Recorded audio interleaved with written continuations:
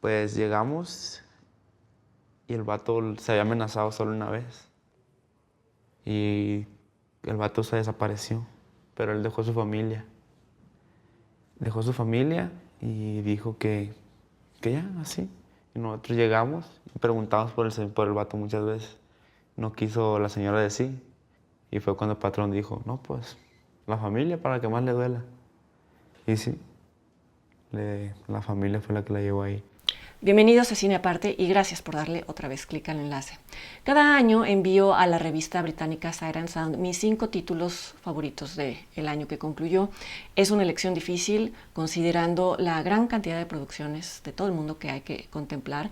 Y sin embargo, en mi lista del 2017 no dudé en incluir un documental mexicano imprescindible. Se trata de La Libertad del Diablo, del mexicano Everardo González, dirigido por él y concebido e investigado por él en colaboración con el periodista Diego Osorno, quien también ha incursionado en la dirección de documentales.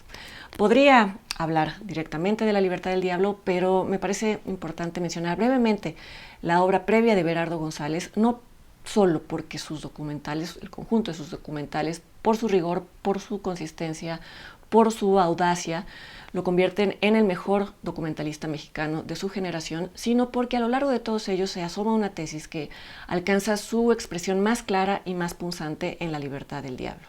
En todos estos trabajos se sugiere que los habitantes de sociedades como la nuestra tienen cierta voluntad autónoma, tienen cierta libertad de acción y sin embargo al final sus vidas están determinadas por fuerzas, por dinámicas y por estructuras que los anteceden generaciones atrás y que casi siempre les son desfavorables. Esta tesis se ha planteado de distintas maneras. Por ejemplo, en su ópera prima de 2003, La canción del pulque, se hace desde un tono festivo.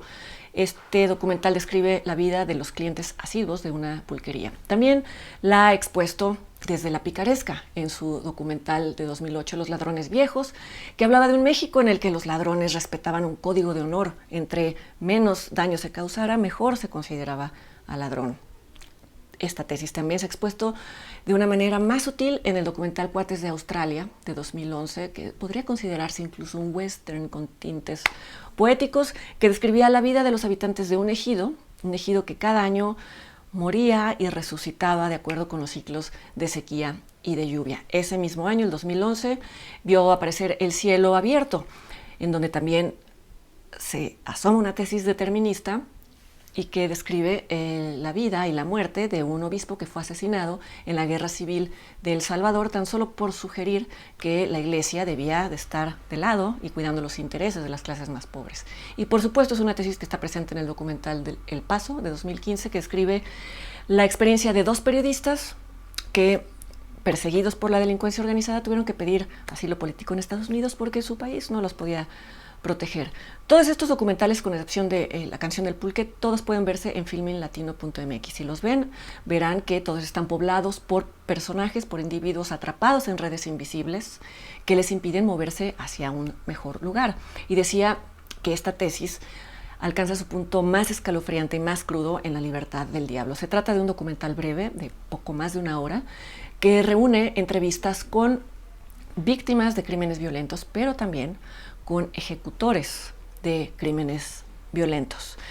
Estas personas dan su testimonio a cámara, responden a preguntas que les hace Everardo González. La particularidad de estas entrevistas es que estos individuos aparecen con el rostro cubierto por una máscara de tela que tiene orificios solamente en los ojos, en la nariz y en la boca.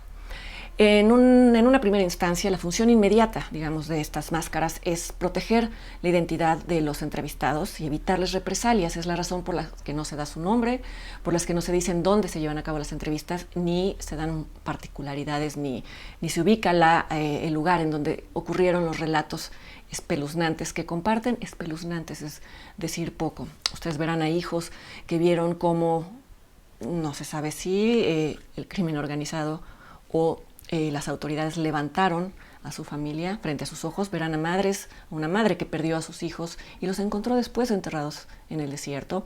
Verán a un hombre que fue torturado por policías sin razón alguna. Nunca hay una razón que lo justifique y sin embargo esto es lo que sucede. Verán a sicarios, jovencitos, sicarios que ejecutaron a familias enteras. Verán a un militar que se unió al ejército porque quería mejorar sus condiciones de vida y quería intervenir en conflictos, y muy pronto se vio actuando de maneras impensables. Buscó darse de baja, no lo logró, desertó y ahora busca asilo político, vive escondido. Como decía hace un momento, estas máscaras tienen como función inmediata proteger la identidad de estas personas, pero muy pronto se hace evidente que la función más importante, la función simbólica, es homologar a estos individuos frente al espectador y por un momento borrar las líneas que solemos trazar entre los buenos y los malos. Muy pronto, a través de sus relatos, nos damos cuenta de que la vida de todos quienes están hablando, dependen de otros, y esto se conecta con la tesis que mencionaba hace un minuto. Muy pronto en estos relatos nos damos cuenta de que en todos ellos están implicados las autoridades que en el mejor de los casos fueron indiferentes a la denuncia de delitos, en el peor de los casos cometieron estos delitos, ya sea por iniciativa propia o porque estaban coludidos con las autoridades. En fin, que las máscaras hacen visible lo que sugieren los relatos, que todos ellos, incluso los policías, los militares criminales y los sicarios, incluso ellos son víctimas del autoritarismo, de la impunidad, de la enfermedad de poder que afecta a este país. Es algo muy similar a lo que planteaba Amat Escalante en su película Eli, y lo dijo hace poco en una entrevista que le realicé, que les dejo aquí también por si quieren verla. Decía que es ingenuo en este país pensar que alguien un día se levanta y dice voy a realizar el mal, voy a hacer el mal.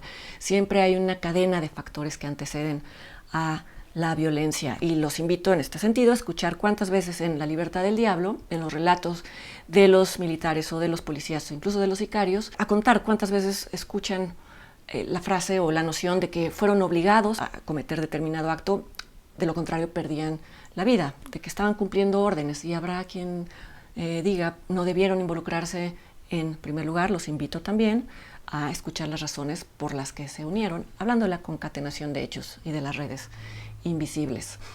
Hay quien dice que esta película humaniza a los criminales. Creo que decir esto es ver el árbol y no ver el bosque, un bosque en el que, por cierto, vivimos todos.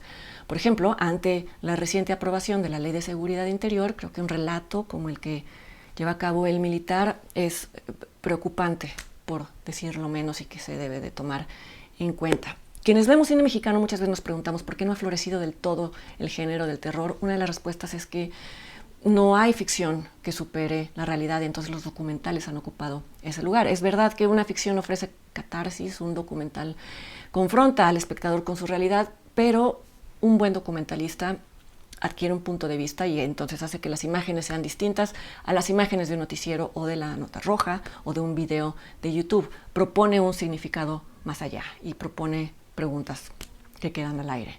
Es el caso de este documental. Viendo alrededor sabemos que el infierno está en la tierra, que está en las calles y en las áreas rurales de este país. La pregunta es, ¿cuál es el diablo de este infierno? Ciertamente no es ninguna de las personas que aparecen aquí, ni siquiera los criminales, ni siquiera los sicarios, quienes viven atormentados por sus actos y se saben muertos en vida. El diablo de este infierno no teme ser capturado, se mueve en todos los círculos, desde las instituciones, desde títulos legítimos. Como bien sugiere el título del documental, se mueve con absoluta libertad. Vean La Libertad del Diablo, que llegará a carteleras mexicanas a mediados de marzo, y vean antes, mientras tanto, el resto de la obra de Everardo González. Y yo los espero aquí la semana que entra en otra entrega de Cine Aparte. Hasta entonces.